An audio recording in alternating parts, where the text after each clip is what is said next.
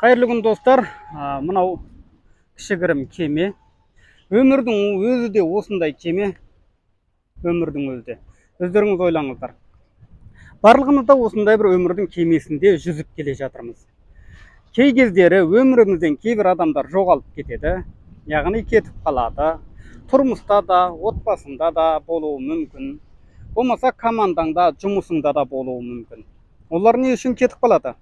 Осы кеменің мына толқуына төзе алмайды. Яғни олар табандылық көрсете алмайды.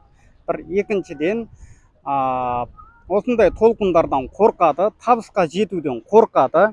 Яғни бұдан үмітін үзеді.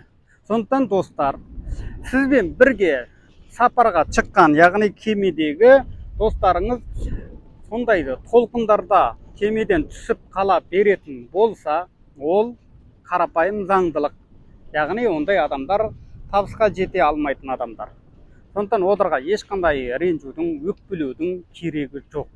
Тек қана толқындарға, дауылдарға қарсы жүзе алатын адам ғана сенің командаңда, яғни тұрмысыңда сенімен бірге өмірдің биік белестеріне бірге табысқа жетуге атсалысып отырады.